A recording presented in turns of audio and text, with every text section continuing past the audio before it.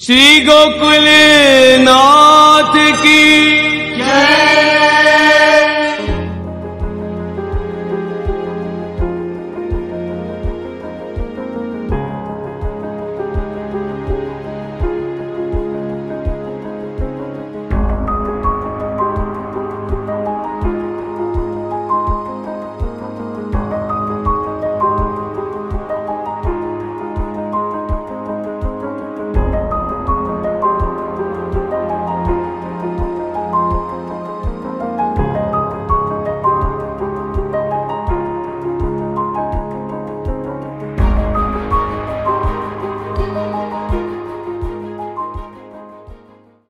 तद्वाक्यं सावधानतया शृणु कृष्णात् परं नास्ति दैवं वस्तुतो दोषवर्जितम्। दादाजी ने वस्तुतः पद पे इतनी आज्ञा करी कि स्वरूपतः न निर्दुष्टत्वम्। जब भी कहीं ये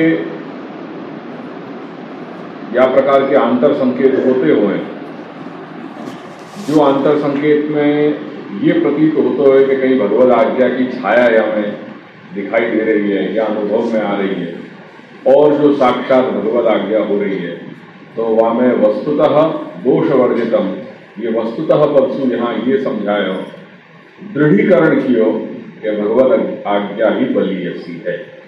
चलिए जो भी कहीं आंतर संकेत होते हो या प्रकार से जिनमें भगवद इच्छा अपन को प्रतीत होती हो, उन पे आपाततः निर्णय नहीं ले लेना, पर भगवद आज्ञा अगर साक्षात प्राप्त हो रही हो वापस स्वीकार है। भगवद आज्ञा हेतु को फल विचारे एतद भाव अतिरिक्त भाव प्रवेशे एवं फल मार्गे दोषः करके अतिरिक्त भाव को प्रवेश होना ये ही अपने फलात्मक मार्ग में दोष है।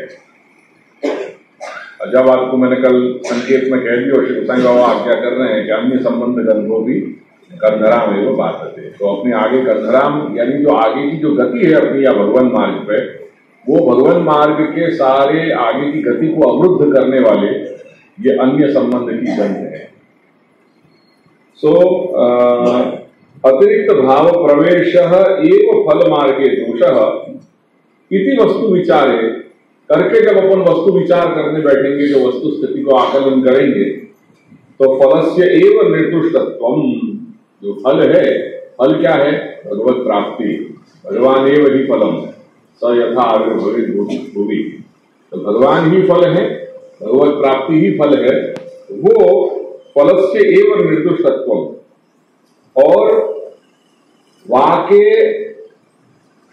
विरुद्ध जो भावांतर प्रवेश भयो आंतर संकेत के कारण, तस्य न निर्दुष्टत्वम, दादाजी स्पष्ट आज्ञा कर रहे हैं कि तस्य सर्वात्मना न निर्दुष्टत्वम इति ज्ञापनाय उक्तम वस्तुतः, यानी वहां में कहीं पे भी कोई भी प्रकार को संशय न रखते हुए वो परम तत्व सर्वथा निर्दुष्ट है और वो भगवद आज्ञा स्वीकारनी ही चाहिए, क्या में कोई संदेह नहीं। या प्रकार से अपने अंतःकरण को जब अपन प्रबुद्ध कर रहे हैं,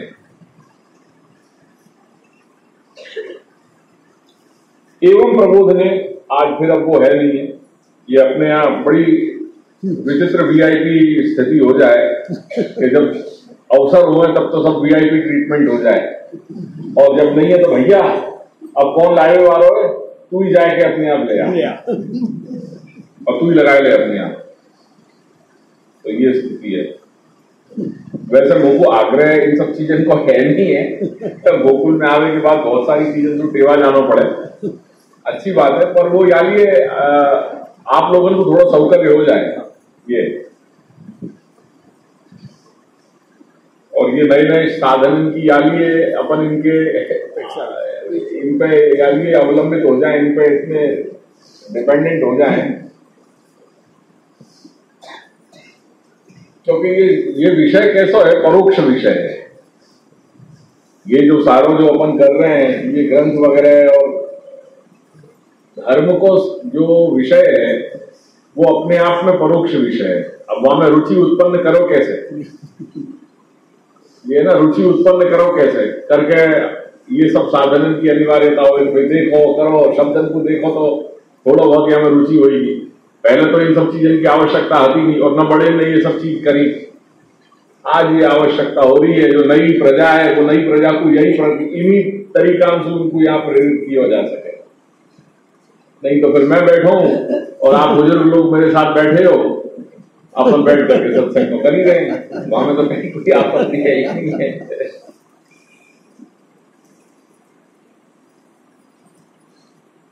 एवं प्रबोधने भी, अब द्वितीय श्लोक की उत्थानिका में दादाजी आज्ञा कर रहे हैं कि एवं प्रबोधने भी, ये जो प्रथम जो पहलो प्रबोधन कियो, अपने चित्त को स्वस्थ कियो, वो चित्त के स्वास्थ्य में चांडाली को उदाहरण दे रहे हैं। तो एवं प्रबोधने भी पूर्व प्रौढ़ीकृत आज्ञा उल्लंघन जनित अपराधेन, जो भगवद आज्ञा को उल्लंघन भयो, वाकई कारण चित्त में ये बात आई कि हम भगवद आज्ञा को उल्लंघन हो गयो, ये तो भगवद अपराध हो गयो अपने से, तो अब ये भगवद अपराध हो गयो और भगवान कुपित हो जाएं, रोष करें, रोष प्रकट करें तो फल प्रदान करेंगे कि नहीं करेंगे, ऐसा संशय हो जाए अपने मन में, अपने चित्त में ये बात आ जाए।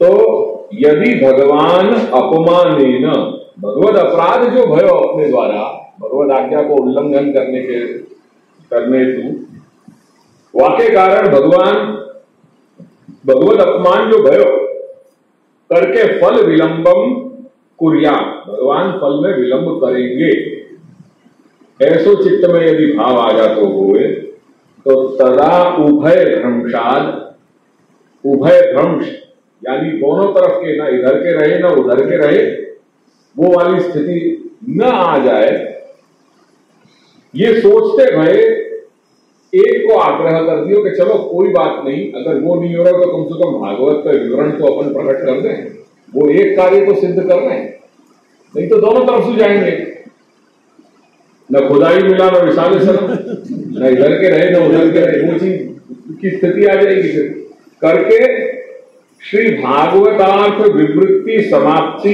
आग्रह एवं समीचीना, ये बात हती, ये बात श्री महाप्रभु के हार्दिक हृदय में आई करके उनने अपने अंतःकरण को मनायो और वाकई लिए चांडाली वालों उदाहरण दियो। इति मनः कलिलम लौकिक दृष्टांतेन कैमुतिक न्यायेन निरस्यन्ति। चांडाली चेद राजपत्नी जाता राज्या चमानिता, कदाचित अपमाने भी मूलतः नाम राजपत्नीत्वेन काक्षतिर् भवेत्। तो कह रहे हैं कि चांडाली अर्थात चांडाल जातिया, तो चांडाल जाति जो है वो शूद्र कोटि की, शूद्र से भी निम्न कोटि की मानी जाए।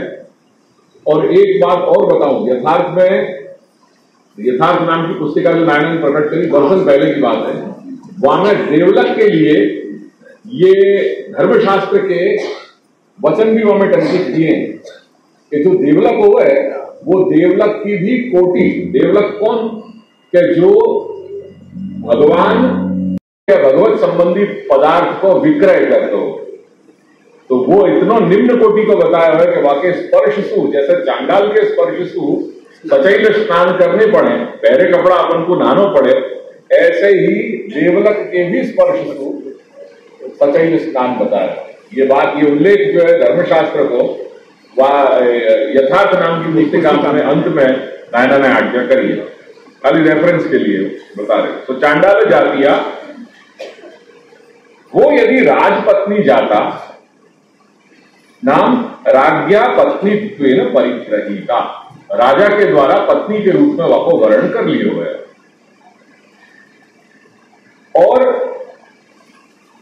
इतर पत्नी अपेक्षया अधिकम मानिता, क्योंकि राजाएं हैं तो राजा के रनिवास में तो अनेक पत्नियां हो, करके जो अतिरिक्त जो और अन्य पत्नियां हैं उनकी, उनसे अधिक वकु माने।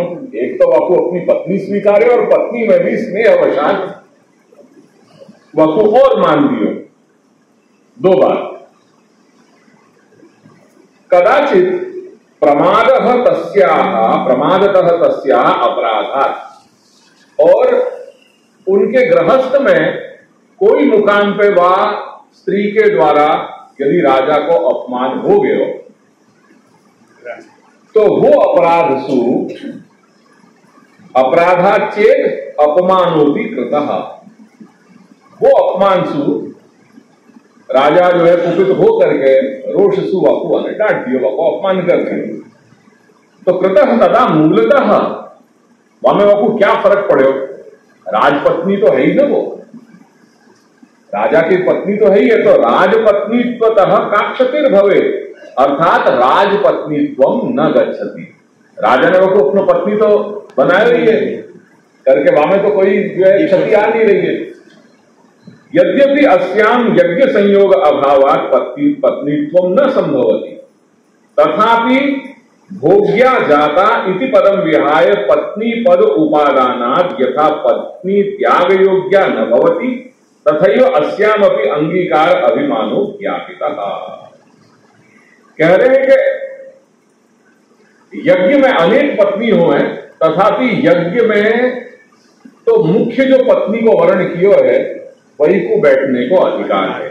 यज्ञ याग इत्यादि जो कर्म हो हैं, कर्म में भले रनिवास में बाकी कितनी भी स्त्रियां हो हैं, वो नहीं बैठ सके।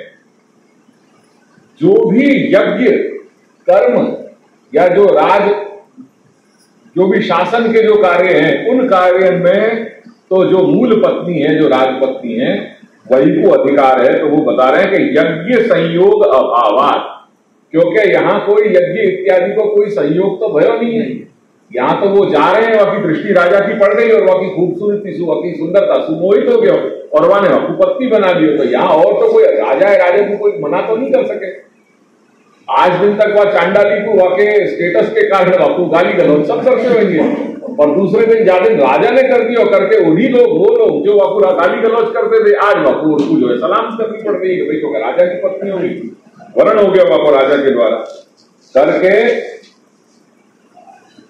पत्नी। यज्ञ संयोग अभावात् पत्नीत्वम न संभवति, वहां में वो पत्नीपनो जो मूल स्त्री है वो राजपत्नी, वो राजपत्नी को स्टेटस वाको प्राप्त नहीं हो रहा है। वाको स्टेटस क्या है? भोग्या के रूप में स्टेटस है। जैसे रनिवास में और जो स्त्रियां हैं राजा की, वह रूप में वाको भोग्या को स्टेटस है। तो भोग्या जाता इति पदम विहाय, ये राजपत्नी चांडाली चेद राजपत्नी जाता, ये न कह, ये कहो है, पर चांडाली चेद भोग्या जाता ये शब्द को प्रयोग नहीं किया। यद्यपि वहां की कक्षा पत्नी के तुलना में तो नहीं आ रही है, यानी हकीकत में देखने जाए तो वो तो है तो राजा की भोग्या। राजपत्नी को स्टेटस चांडाली को नहीं मिलने वाला है, वो तो वहां की जो मूल पत्नी है वही स्टेटस को ग्रहण कर सके, अन्य नहीं करेंगे। यानी पर फिर भी श्री महाप्रभु ने चांडाली चेद राजपत्नी पद को प्रयोग किया है, भोग्या पद को प्रयोग नहीं किया। दैट मीन्स या स्थिति में भी राजपत्नी आपको आदर दियो गयो है। यासु क्या समझाना चाह रहे वो फिर बाद में आगे की पंक्ति में बताएंगे, ये उदाहरण क्यों दियो और या ये शब्द क्यों कहेंगे। तथापि तथैव अस्यामपि अंगीकार अभिमानो ज्ञापितः तेन स्व अतिरिक्त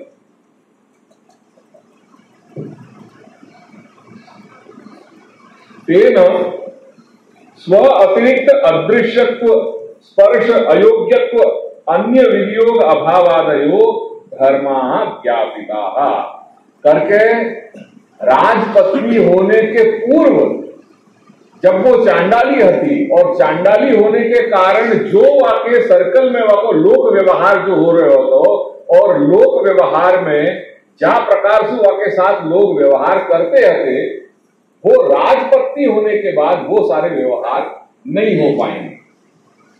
चलते फिरते कोई ने भी के साथ गाली गलौज कर दिया, कोई ने भी के साथ दुष्कर्म कर लियो या दुर्व्यवहार कर लियो, जो वाके पूर्व चांडाली होने की स्थिति में ये सब चीजें जो घटनाएं वाकई रोजिंदा में ये वाकई अनुभव में आती होगी, वो अब राजपत्नी होने के कारण नहीं हो रही है, भले से वो है मूलतः राजा की भोग्या। आयो बात ख्याल में, बात समझियो। पूर्व में वाके साथ जो भी अनिषिद्ध व्यवहार जो लोग जो नहीं होना चाहिए ऐसे भी जो व्यवहार करते रहते, वो अब राजपत्नी होने के बाद नहीं कर पाएंगे लोग, क्योंकि वो राजा की पत्नी हो गई। एंड देयरफॉर श्री महाप्रभु ने यहां चांडाली चेद भोग्या जाता ये न कह करके चांडाली चेद राजपत्नी कही। मूलतः देखने जाएंगे तो वो राजपत्नी को वह स्टेटस नहीं है, क्योंकि पत्नी को स्टेटस तो तब सच्चो माने हो जातो जब वो राजा के साथ बैठ करके समकक्ष आसन पे वो राजकर्म या शासन या अन्य सारे व्यवहार में वो संग में बैठ सकती। वो तो बैठ नहीं पाएगी, क्योंकि वो अधिकार तो जो मूल जो पत्नी है वो राजा की वो पत्नी को होगी। देयरफॉर या दृष्टि से सोचने में वाको स्टेटस और जो रनिवास में जितनी भी स्त्री हैं उनकी तरह भोग्या को ही है। तथापि भोग्या और राजपत्नी ये दो पद को प्रयोग जो श्री महाप्रभु ने किया है, राजपत्नी को जो प्रयोग किया वो या लिए कि मूल में जब वाको वर्ण नहीं भयो हो तब तो वाके साथ सारो अनिषिद्ध व्यवहार किया जाता तो ना, वो अब नहीं होएगा। या हेतु सु वाको मान रखने के लिए यहां श्री महाप्रभु ने चांडाली चेद राजपत्नी वो राजपत्नी शब्द को प्रयोग किया, अन्यथा चांडाली चेद भोग्या जाता ये शब्द को प्रयोग करके। अब ये जब भयो ये वर्ण के पहले और वर्ण के बाद की घटना है, बस वही वर्ण के जो संदर्भ है वह वर्ण की जगह अपन कह रहे हैं समर्पण। तो भगवान ने समर्पण के पहले की जो स्थिति थी अपनी जीव की वो क्या थी और समर्पण के बाद क्या स्थिति आई, वो उदाहरण सु ये चांडाली के उदाहरण से अपन को समझाने को प्रयास किया। मूलतः का क्षति भवे, कोई क्षति हुई नहीं हमें। यानी तू सोच क्यों ऐसा कि भगवान अपमान करेंगे, वो भगवत अपराध जो भयो और करके भगवान बदलो लेंगे और फल में विलंब करेंगे। अरे तेरो स्टेटस को तो मेंटेन हो गया ना, स्टेटस को जो राजपत्नी को हो वो राजपत्नी को तो कुछ स्टेटस मिल ही गयो ना करके। समर्पण के पहले की जो स्टेटस जो स्थिति थी वो समर्पण के बाद अपनी स्टेटस में कहां अपन को कोई क्षति हो भाई क्या नहीं, कुछ कोई क्षति भाई नहीं। वो यहां बता रहे कि कदाचित अपमाने की मूलतः का क्षति भवे तेन स्व अतिरिक्त अदृश्यत्व, स्व अतिरिक्त राजा के अलावा न वह चांडाली को कोई देख सकेगा, अदृश्यत्व, स्पर्श, अयोग्यत्व, न वाकु कोई वाकु हाथ लगा सकेगा, अन्य विनियोग अभाव, वाको कोई अन्य विनियोग कर पाएगा। स्व अतिरिक्त, स्व तात्पर्य कौन को है? राजा। तो राजा के अतिरिक्त वह चांडाली को कोई भी जो अब राजपत्नी बन गई है वाको कोई भी ये सब नहीं, ये सब जो धर्म हैं ये वहां में लागू हो जाएंगे। देयरफॉर वो भोग्या होने के बावजूद राजपत्नी के स्टेटस को एंजॉय कर रही है, ये बात श्री महाप्रभु आज्ञा कर रहे हैं। यदि मूल पदेन चांडालित्वम उच्यते तदा मानस्य चांडालित्वम एवं हेतु स्यात् न तो राजपत्नीत्व। अगर मूल में चांडालित्वम उच्यते, अगर वह चांडाली कहना है, जो मूल चांडाली शब्द को प्रयोग है वहां कह रहे हैं कि हेतुत्वेन उच्यते तदा मानस्य चांडालित्वम हेतु, जो अपमान भयो वाको वो अपमान चांडाली होने के कारण अपमान के योग्य थी, राजपत्नी के कारण नहीं है। जो भी अपमान वाको अगर हो तो कदाचित अपमानेति, अगर अपमान भी हो गयो तो अपमान राजा के द्वारा भयो ना, तो वो राजा के द्वारा अपमान कहां हो रहा है, स्टेटस तो वो भयो चांडाली हती, देयरफॉर वो अपमान मानती कि भाई मैं तो यह स्थिति में हूं।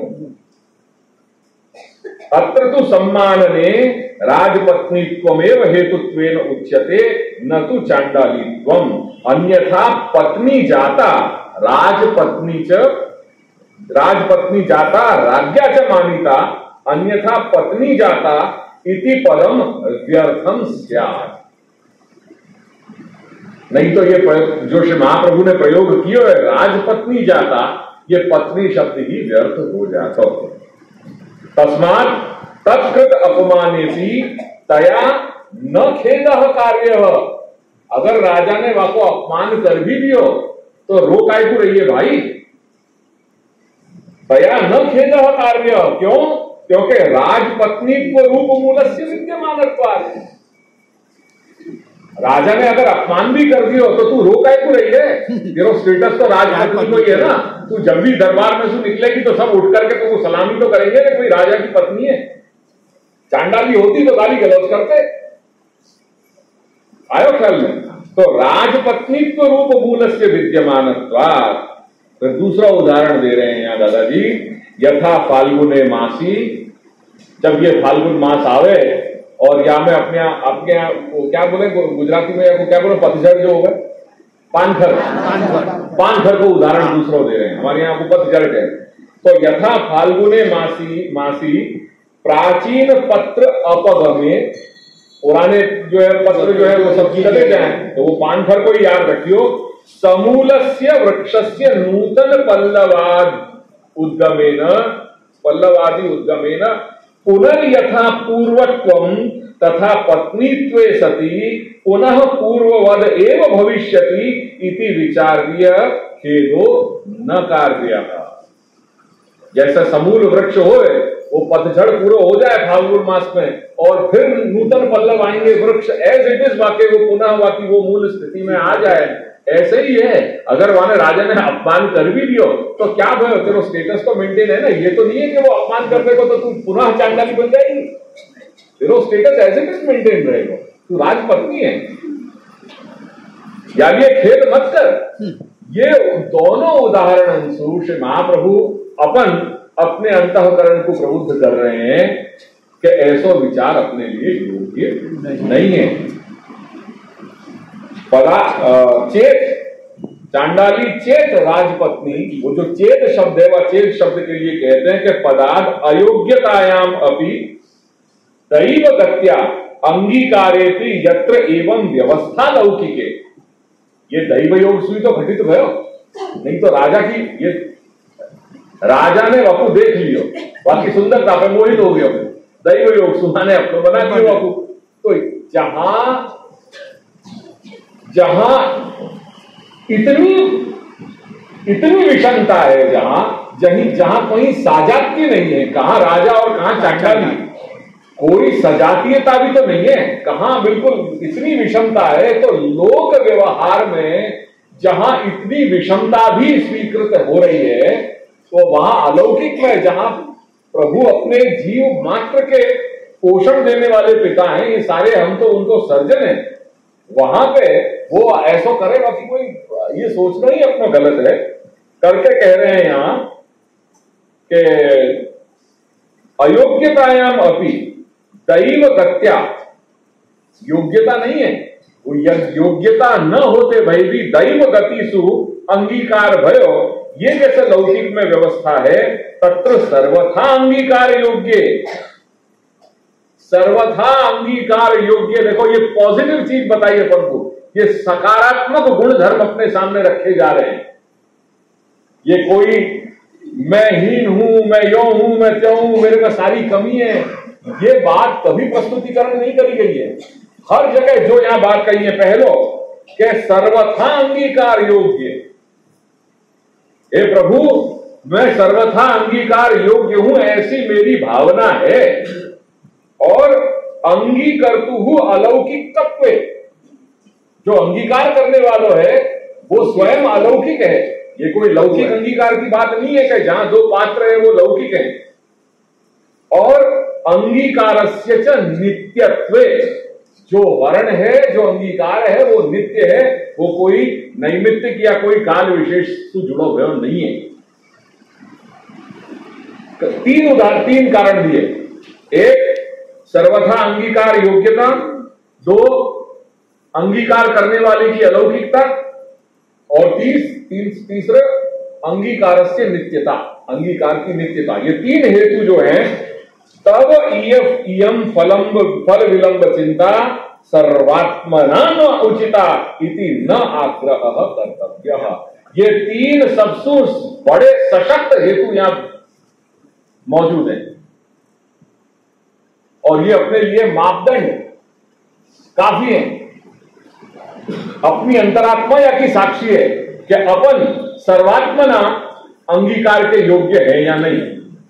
जो अंगीकार जाको हो रहे हो और अंगीकार करने वालों जो भोक्ता और भोग्य है उनकी अलौकिकता मान रहे हो या लौकिकता मान रहे हो, या को भी पहले निर्णय ले लो। और तीसरा जो अंगीकार भयो है वो नित्य है, ये ऐसा श्रद्धा ऐसा विश्वास है या नहीं।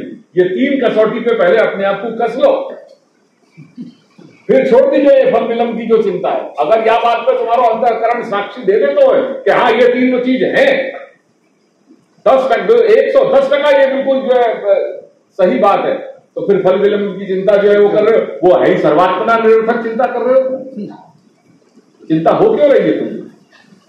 ये बात दादाजी यहां आज्ञा कर रहे हैं कि तब इयम तेरी जो ये फल विलंब की चिंता है कि भगवान के द्वारा भगवत अपराध हो गया मेरे से, अब भगवान यदि फल में विलंब करेंगे तो क्या करना, क्या प्रकार की एक जो चिंता है वो सर्वात्मना न उचिता, वो कोई भी रूप में उचित नहीं है। ये सारी जो है वो हीन ग्रंथि जो है इनको अपने हृदय में से अपने अंतःकरण में से मन में से निकाल दे और आग्रह न कर्तव्य करके अपनी बात को रखने की मनमानी या जड़ता छोड़, भगवत आज्ञा हो गई ना, बस आंख बंद करके वह स्वीकार ले। यदि विलंब और अगर है कोई कदाच है, अगर विलंब है भी भगवत इच्छा है भाई, तो अगर यदि विलंब सो भी वाकु वा दृष्टि में दे कि विलंब भी हमारे यहां चूंकि भगवत रस की तो अनुभूति है ना, और रस कैसे बताया है, द्विदलात्मक बताया है, संयोगात्मक और विप्रयोगात्मक। या प्रकार से रस जो है वो द्विदलात्मक माने हुए करके अगर विलंब हो भी रहे हो तो याकू वो भगवत रस की अनुभूति मान के ये वियोग रस की अनुभूति हो रही है, क्योंकि वियोग ताप तप्त हृदय जब तक नहीं होएगा तब तक संयोग घटित होने वाला नहीं है। वो वियोग ताप तप्त हृदय ही तो संयोग उत्पन्न कर रहे हो करके यदि विलंब सोपी रसस्य संयोग विप्रयोगात्मक, चूंकि रस जो है वो संयोग और विप्रयोगात्मक द्विदलात्मक है करके विलंबस्य विप्रयोग रसात्मकत्वात्, विलंब जो भयो वो क्या है, वो विप्रयोग रस ही तो है करके फल मध्यपाती वो फल में ही तो आ गया। फल विलंब की बात कहां कर रहे हो, वो अंततोगत्वा है तो फल ही, क्योंकि फल के दोनों पास आए। कौन कह रहा है कि संयोग ही फल है, वियोग भी तो फल है, तो वो फल मध्यपाती ही तो है। वहां पे फिर ये चिंता का ही कि फल विलंब करेंगे। अरे अगर संयोग को फल मान रहे हो तो अगर वाको अनुकूलता से ले रहे हो तो फिर वियोग भी रस के तो दोनों ही पास आएंगे, वाको भी फिर वही हिसाब से ग्रहण करके फल मध्यपाती एवं इति सर्वम अवदातम एवं अलौकिक प्रकारेण स्वमनः प्रबोधनेन आनुषंगिकी स्वमार्गीयाणाम अपि शिक्षा ज्ञापिता, या के साथ साथ जो अपने अंतःकरण को प्रबुद्ध करने को जो पहली जो स्थिति अपन को बताई, जो पहलो स्वास्थ्य अपन को प्रदान कियो, वाके साथ साथ ये स्वमार्गीयाणाम शिक्षा अपि ज्ञापिता, एक शिक्षा भी अपन को दी कि यदि अपन सर्वथा अंगीकार योग्य हैं, अंगीकार जो अंगीकृत है अंगीकार और जो अंगीकर्ता करता है वो दोनों की अलौकिकता है और अंगीकार नित्य है, ये तीन बातें घटित हो रही हैं, तो फल के विषय में कभी भी अपन को शंका नहीं करनी चाहिए। जैसे कई जगह संकेत दिया ना श्री महाप्रभु ने अंतिम जन्म ज्ञापकम के अपनो अंतिम जन्म ये कैसे जाने हो जा सके, ये जीवन अपनो अंतिम है ये कैसे जाने हो जा सके, ऐसे पॉइंटर्स हर जगह श्री महाप्रभु ने दिए हैं कि पहलो है सत सेवा रुचि, सत्पुरुषन की, गुरुजन की, महापुरुषन की, सेवा वहां में रुचि होनी, कोई माथे पड़ गए हो ऐसी नहीं, पर स्वतः एक सहज रुचि हो, सत्सेवा रुचि। और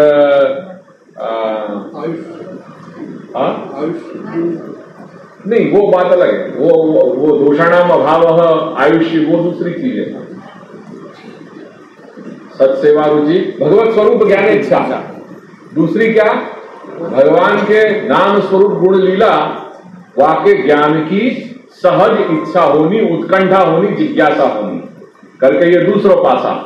सत्स्वरूप सत्सेवा रुचि, दो भगवत स्वरूप ज्ञान इच्छा, और तीसरी भगवत शास्त्र परत्व।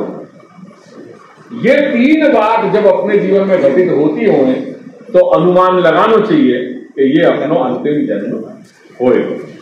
तो ऐसे संकेत श्री महाप्रभु ने हर जगह दिए। ये भी कुछ ऐसा ही संकेत है कि ये तीन बातें अगर अपने जीवन में घटित होती हो तो अपन को या प्रकार से भगवत प्राप्ति रूप जो विलंब हो रहे हो वह विलंब में ऐसी शंका या अपने अंतःकरण को या प्रकार से प्रबुद्ध करना चाहिए, ऐसी शंका नहीं रखनी चाहिए। चांडाली चेद राजपत्नी जाता राज्ञा च मानीता कदाचित अपमानेति मूलतः काक्षते भवे।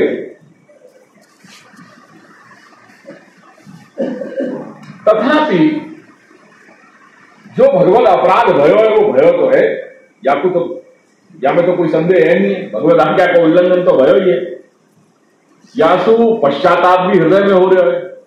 अब वो पश्चाताप जनित जो खेद है वह खेद को निवारण कैसे करना है, वाकु आज्ञा आगे कह रहे हैं, समर्पणाद अहम पूर्वम उत्तम किम सदा स्थिता का मम अधमता भाव्या पश्चातापो यथा भवे। यद्यपि फल विलंब जनित खेदो नास्ति, यद्यपि ठीक है आपने कही, हमने बात स्वीकार ली कि फल विलंब जनित जो खेद है वो नहीं करना चाहिए। क्यों?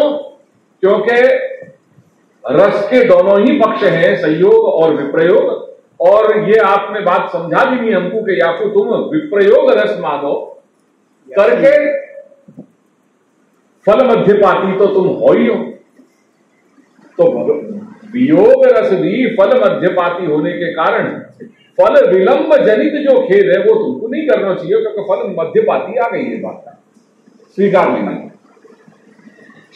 तथापि भाव प्रौढ़ी अभिमान हानि जनित पश्चातापो, पर जो कुछ भी भयो हर तरह के भाव अपने हृदय में अपने मन में आते हुए, अंतःकरण को कोई मापदंड नहीं है, कोई संख्या गिनी नहीं जा सके वहां में कि इतने ही भाव उपस्थित हो सके। हर तरह के मनुष्य के भावन की कोई सीमा रेखा नहीं है, वहां हर तरह के सुख दुख सुख वाके कितने वेरिएशन निकल सके, वो असंख्य वेरिएशन है कि जिनको कहीं अपन मूल्यांकन को अंकन नहीं कर सके। करके भाव प्रौढ़ी अभिमान हानि जनित जो पश्चाताप हो रहा है हो गयो, भगवत आज्ञा को उल्लंघन गयो, ये बात सच्चाई है। अब चाहे जितना भी अपन करें पर कहीं ना कहीं वो पश्चाताप अपने को जो टीस उठ रही है कि हमसे कुछ गलत हो गया, वो बार बार जो अपन को टीस उठ रही है वहां में सो अपन अपने आप को कैसे स्वस्थ कर सकें, वो बात या कह रहे हैं। खिन्नम इति खिन्नम अंतःकरण, जो अंतःकरण एकदम खिन्न हो चुके हो, जहां बार बार टीस उठ रही है अपन को कि भगवत आज्ञा को उल्लंघन भयो, जो नहीं होना चाहिए तो वो कुछ कार्य हमसे हो गया, ये जो बार बार अपन को तकलीफ दे रही है, वो स्थिति में अपने अंतःकरण को कैसे प्रबुद्ध करना। खिन्नम, वो अंतःकरण कैसा है, खिन्न है, अभी वो स्वस्थ नहीं है अंतःकरण। या प्रकार के सारे नकारात्मक विचार आ रहे हैं कि मेरी कहीं आगे की गति अवरुद्ध नहीं हो जाए, चिंता सिर्फ यही बात की है। ये कह रहे हैं अपने आप को फिर प्रबुद्ध कर रहे हैं इन विचारंसु के समर्पणाद अहम पूर्वम की उत्तम सदा स्थिता। वही चांडाली चेत राजपत्नी के रेफरेंस में यह चीज को समझो, राजा के वर्ण के पहले की स्थिति क्या आती है और राजा के वर्ण के बाद की स्थिति क्या है। वहां वर्ण की जगह यहां समर्पण आ गया। तो समर्पणाद अहम पूर्वम समर्पणाद पूर्वम किम सदा उत्तम सदा स्थिता, मेरी क्या उत्तम अवस्था ही अति सभी। ये तो उनने मेरा हाथ पकड़ लियो, यार ये कहां से कहां को ले आए, मैं तो चांडाली हती, मेरी क्या गति हती, पर राजा ने मेरा हाथ पकड़ लियो करके मुझको कहां से कहां पहुंचा दियो। तो समर्पणाल अहम पूर्वम उत्तम किम सदा स्थिता काम हम अधमता भाव्या। जब पहले को सोचेंगे तो पहले को विचार करके फिर ये होगा कि पश्चाताप यतो भवे। पहले की तू सोच ले तो फिर तेरे अपने आप समझ में आएगा कि आप काय को पश्चाताप कर रहे हो, फल विलंब जो तेरे अंतःकरण को प्रबुद्ध कर, क्यों इतना जो है वो नकारात्मकता और हीनता से ग्रसित हो गया है। मान हानि जनित पश्चाताप स्व समान एवं उचित। जहां समान भाव है, समकक्षता है, वहां पे अगर पश्चाताप हो तो वो योग्य भी है। पश्चाताप कहां होना चाहिए? जहां स्वसमान भाव है, समकक्षता है, वहां अगर कोई ऐसा बात घटित हो रही है तो वो समझी भी जाए। परंतु हितार्थम स्वीयत्वेन हितार्थम प्रभुकृत मान हानौ न पश्चाताप उचित। भगवान ने तो तुमको अपनो मान्यो है, तो ये पश्चाताप जो है कौन के संदर्भ में करेगा? भगवान के रिलेशन में ये पश्चाताप तो होएगा। अरे वो तो या पूरे जगत के स्वामी हैं, उनने तो ये सारा सर्जन किया है, एक ध्रुवंग हो ये सारे जगत को संचालन कर रहे हैं। तो कौन के सामने जो है वो तो जो मान हानि जनित जो खेद है, वो खिन्नता तेरे अंतःकरण में जो हो रही है, वो कौन के सामने हो रही है? सामने कौन है ये तो तू देख। लौकिक में एक दूसरे की अगर कोई ने कुछ कह दिया तो वाकई अपन को हुआ क्या पिलाए कह दी तू बने आ रही थे। अरे ये कोई लौकिक है, कोई तुम्हारे यार दोस्त है कि जो तुम कह रहे हो कि उनने कह कर दियो ऐसा या प्रकार सो मान हानि जनित पश्चाताप स्व समाने एवं उचित।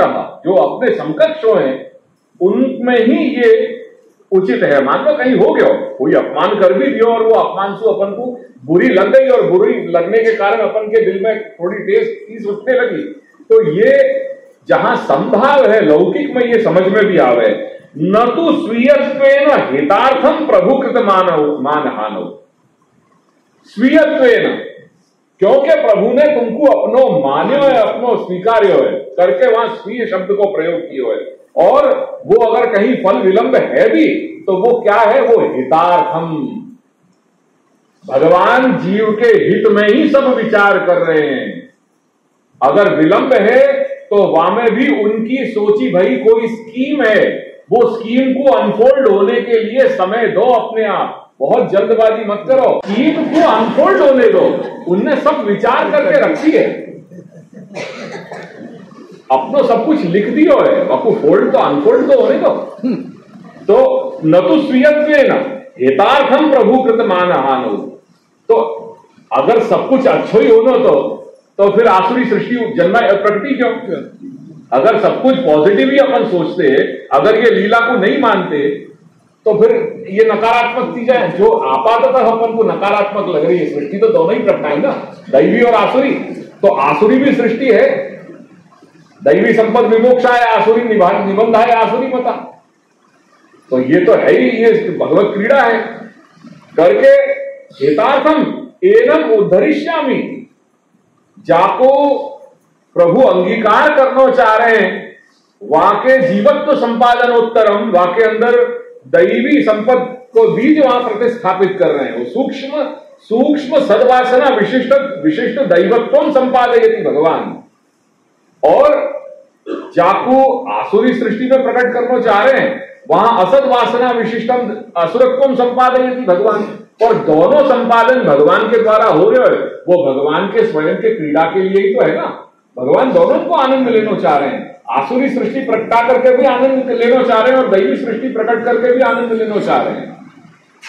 यहां में अपन को, और ये विचार सिर्फ श्री महाप्रभु दे सके कि दोनों में हमको कोई तकलीफ नहीं है। और अन्य संप्रदाय के आचार्य हैं कि जो कह रहे हैं कि आ तो वैषम्य निर्घृण्य दोष से ग्रसित थई गई बात, विषमता निर्घृणता, कहीं पक्षपात कर ही रहे ऐसे प्रभु। श्री महाप्रभु कभी ऐसा नहीं कह रहे हैं। श्री महाप्रभु कह रहे हैं ये तो लीला है, या में भगवान को पक्षपात है कहां, या में विषमता कहां है, निर्घृणता कहां है, या में वैषम्य और नैर्घण्य की बात ही नहीं है। अगर जो श्रुति है ब्रह्म को सधर्म सगुण साकार प्रतिपादन कर रही हैं। वो ही श्रुति हैं कि जो ब्रह्म को निर्गुण निराकार और निर्धर्मक भी प्रतिपादित कर रही है। तो श्रुति में जैसे ब्रह्म ने जैसे श्रुति को दिग्दर्शन करायो, वह प्रकार से श्रुति ने ब्रह्म को निरूपण कर दिया। यहां में पक्षपात की बात कहां आ गई? तुमको ऐसा लग रहा है कि ये पक्षपात वाली बात है कि हम कौन को माने? हम निर्गुण निराकार निर्धर्मक वाले ब्रह्म को माने या सगुण साकार सधर्मक वाले ब्रह्म को माने? भगवान कह रहे हैं, महाप्रभु कह रहे हैं कि दोनों मानो, क्योंकि दोनों ही की चेष्टा है।